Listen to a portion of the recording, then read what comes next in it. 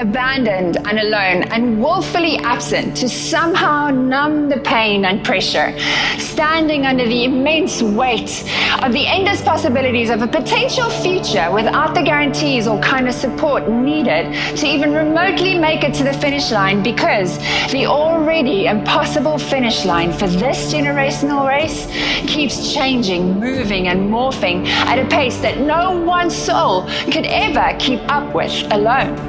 Expand your view to a greater landscape, and the global picture illustrates this very individual war into a cry of millions, heard from the mountaintops and the valleys of the nations. We are standing on the cusp of entering the darkest age in history.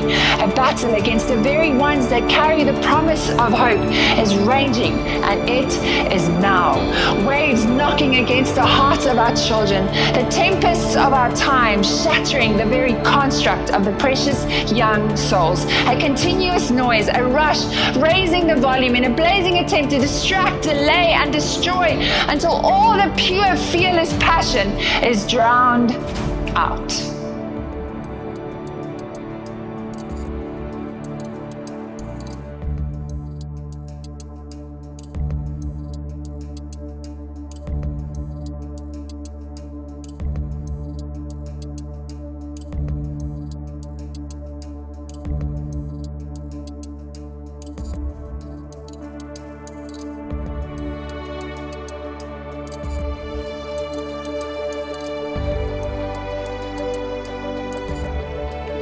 Abandoned no longer, but embraced by a loving church and a caring community.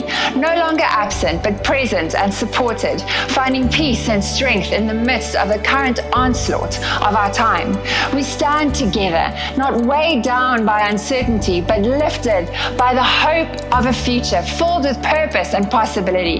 The finish line, though distant, is no longer impossible, for we do not run this race alone. The support and encouragement we need is found in each other, in the unity of faith and the promise of God's unwavering presence. As we broaden our perspective, what once seemed like an individual struggle becomes a shared cry of triumph across nations, communities, and hearts. And we hear not the sound of despair, but a global chorus of hope as millions rise together in faith. We are standing on the brink of a new dawn, not a dark age. The battle rages, yes, but it is one that we are equipped to win. We fight not against the promise of hope, but for it, empowered by God to carry that very hope to the next generation. Waves of doubt may knock, and tempests may try to break us, but our children are anchored in love, shielded by prayer, and strengthened by a community that stands firm. The noise of the world may grow louder, but the voice of steadfast truth, anchoring hope and unconditional love rings louder still, and the pure, fearless passion of this generation will not be drowned out, but rise stronger, carried by the breath of the Spirit, leading the way to a brighter future.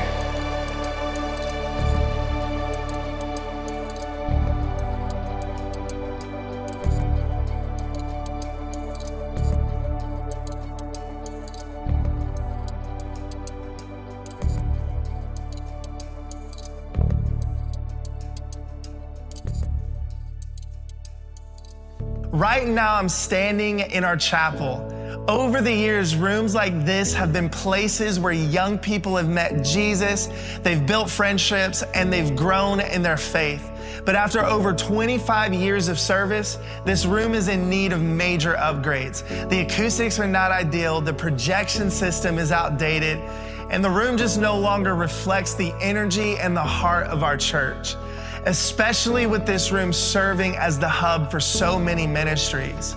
But now we have a fresh opportunity, and we're excited to update and enhance these areas to make them even more welcoming and engaging.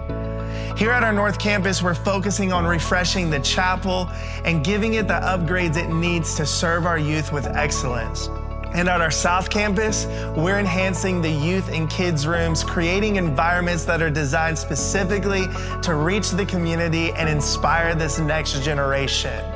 See, our vision is to make it as easy as possible to invite our young people to connect with Jesus. See, we want every student to feel at home, encounter Jesus, and worship freely without distraction.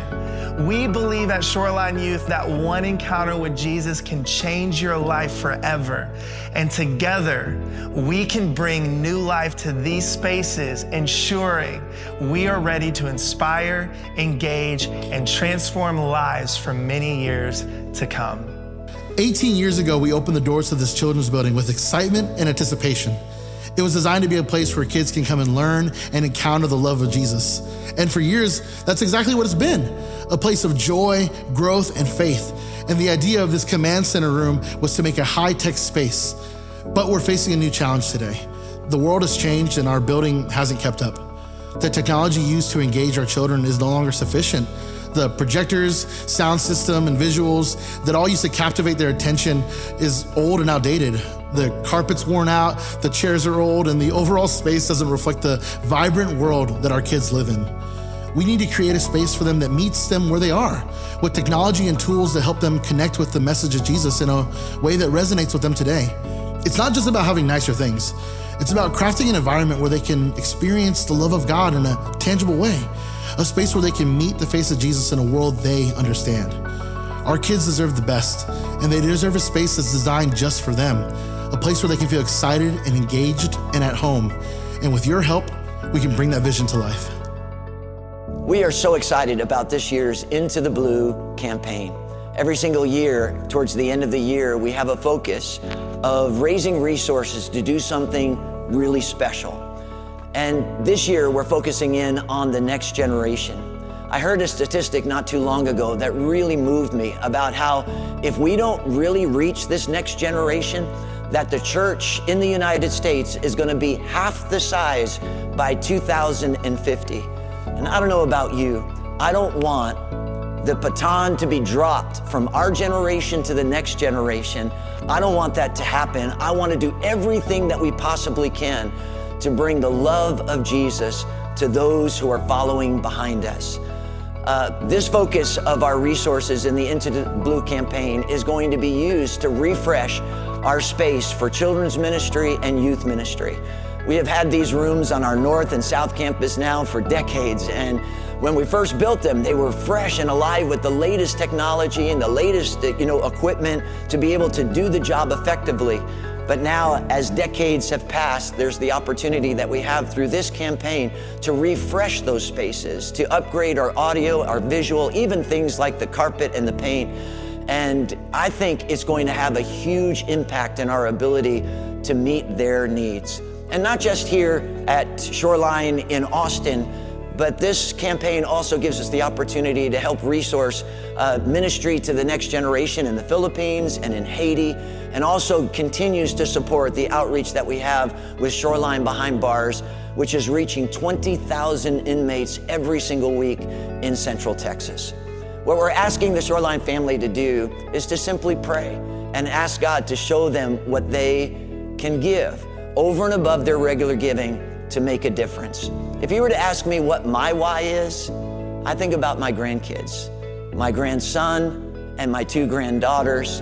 I want to make sure that they have the space where they can receive the timeless, beautiful, matchless message of God's amazing grace and love. You can make a one-time gift, or you can pledge a monthly pledge of almost any amount. But let's pour into this next generation and create a ripple effect that impacts young people here at Shoreline and around the world.